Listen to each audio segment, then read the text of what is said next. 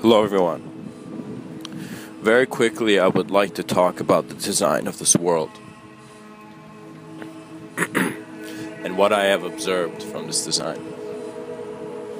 You see, recently I found this person named Maharishi Mahesh Yogi on YouTube, and I've been listening to him, and his words are very wise, and I could totally see what the ambitions of this man would be if he had different eyes. You would see that once you have acknowledged your idea of life, once you have, in a sense, become more curious than what you has always been, you begin seeing that there are different aspects of you, and so you are working with your ability of creation and co-creation within the moment to remember who you are and to remember anything. So our communication, before we can talk about truth, we have to study the dynamics and the mechanics of how our voice projects worlds. And so if this area is not studied, worlds will be projected in which you will believe that that is the world. So when I say we have to acknowledge our multidimensional nature, because if we don't, we are keeping ourselves in the room, in one limited room.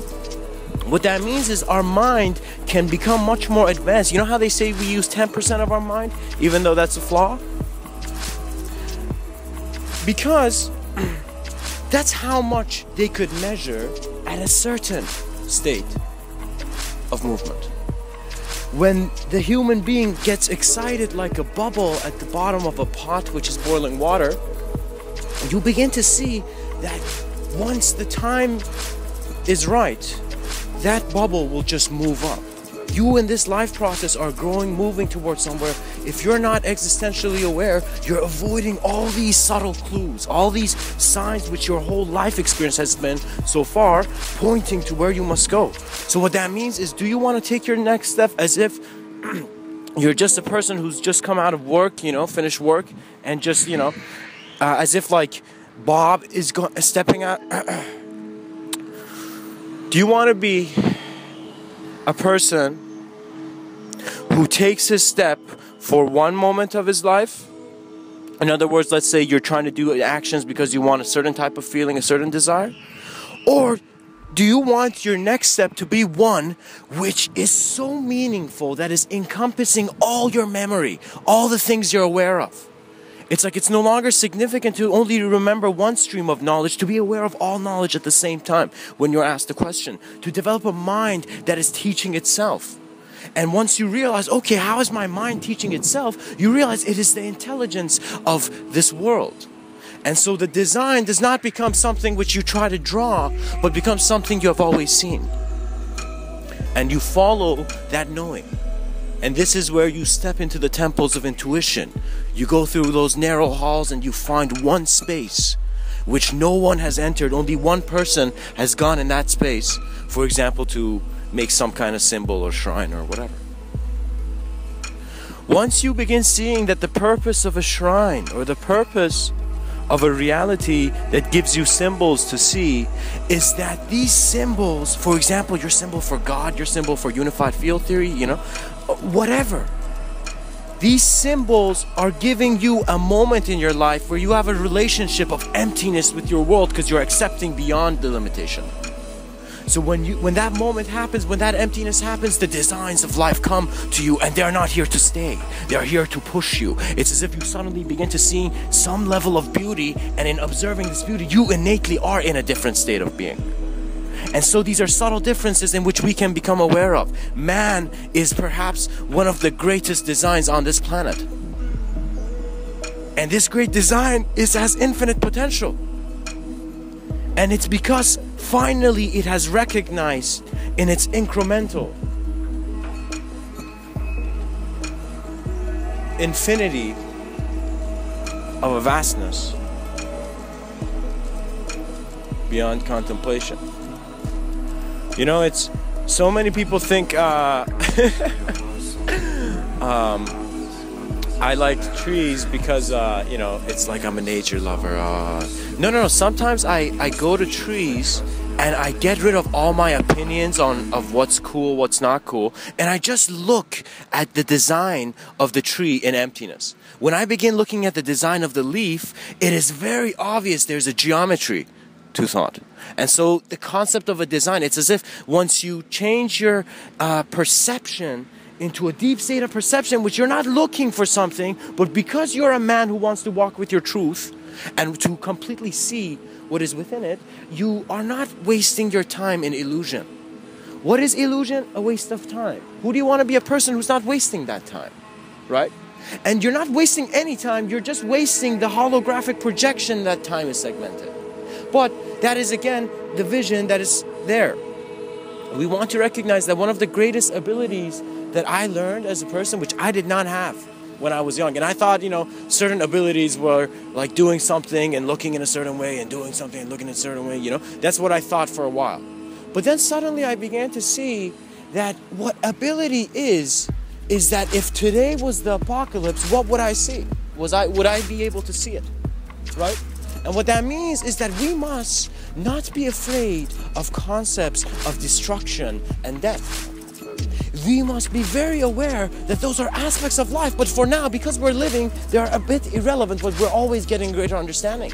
So if they tell me what's your work here, I'll be like, on some existential level, always studying what death would be. But not in a way where there's a story and a character so that the character feels, oh no, this thing happened, I'm sad. Oh, this thing happened, I'm not sad. You know? It's a moment of authenticity where you are allowing yourself to be a treasure revealer, to see what is within you. You're just stopping every thought and you're like, okay, let's see what I can do if I step in this environment and I am so not prepared. It's like before you try to work to see, for example, many actors try improvisation. Before improvisation, just go in there not prepared. Go see how it feels like being empty, being naked in a world of thorns. And as you look at that, you begin to see that it is an idea that is bothered, not the self that is always present. That presence is eternal. The persona is limited. This is what all the gurus I find have been trying to say from the east to the west, just in a simple word, but they've been using it very poetically. That once we become aware of how every moment we're in existential communication, and as we look at things, we are a deeper attention. So as I look at something, it's like my perception can lead it to infinity. That means that the illusion, it's only a holographic projection because it's accepted to be one. Our acceptance has made us blind to the eyes that have been always looking. And it's very important for us to create our networks of truth. What that means is, think of it this way. You might be a crook right now. You might be a mafioso. You might be someone who, right now you're sitting down and you haven't been living a life which has been helpful to others. It has been helpful to some that you've liked, but it has been dangerous to others, let's say. So now let's say you stop for a moment and you sit down and you notice you're not stopping based on some thought or reason. You're just walking by a park and you see a very nice tree. And this tree has, let's say it's spring and it looks good, right? So you go sit beside this tree. You're just sitting there. If you for a moment just look at what is existing, you will see that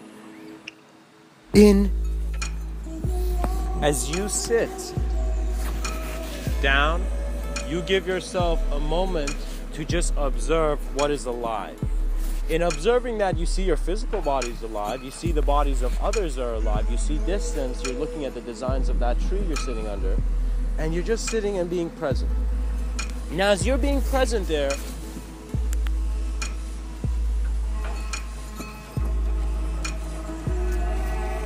you will notice that thoughts come and go. No thought remains 100%. Do you know? No, your depression is not based on one thought remaining. It's based on how you're creating those thoughts. So what I mean by that is that have an awareness to where thought is coming from, and you will see a man who has embraced stillness and silence and who's sitting in a very deep self-contemplative manner, he will see himself. And in seeing himself, it will become very clear to him what part of his life is real for him and what part of his life is not real. It's like that moment where you suddenly recognize, gosh, I always had an ability to make the best decision. I always had the ability to make the greatest decision known to my reality, but because I did not trust that life, because I thought I had to be a certain way to survive in a certain way, there was the fall. There's a very dangerous edge in ideology here, which I want to communicate. Because when a person is growing up in social structure, in social systems, he begins to see that he has ability in certain areas and not having ability in other areas, right? So if he suddenly realizes he has ability in an area, in one part of the world, let's say you're just trying to be a good salesman, for example, or something like that, you will suddenly see you're missing out on the vastness and the whole thing which you need to be able in. So what that means is we segment the meaning of life and we put it in a cut-up platform of space and time, and then we wonder why we can't get out of it. That being who's aware of how his experience is a creation within the moment is open to infinity, in the sense that he is seeing the finite. And so paradox has been that amazing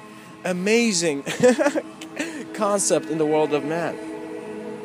I feel we just need to all slow hand clap for paradox.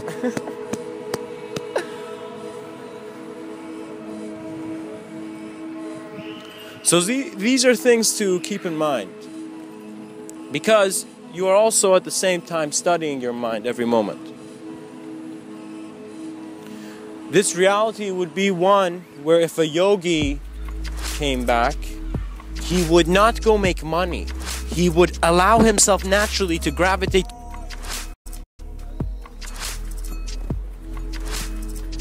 Have noticed that it is such an easy task to right now bring all these self-aware topics to the West and to people in general, that the initiative just needs to be done. So if you and your friends just sat down and began talking about the depths of life, began taking your mind to the greatest table of thought into looking at this world, then you will see that you are benefiting the world and benefiting all of you. You know? Enough awkwardness, enough incapability. Time to make things happen. Much blessings and namaste.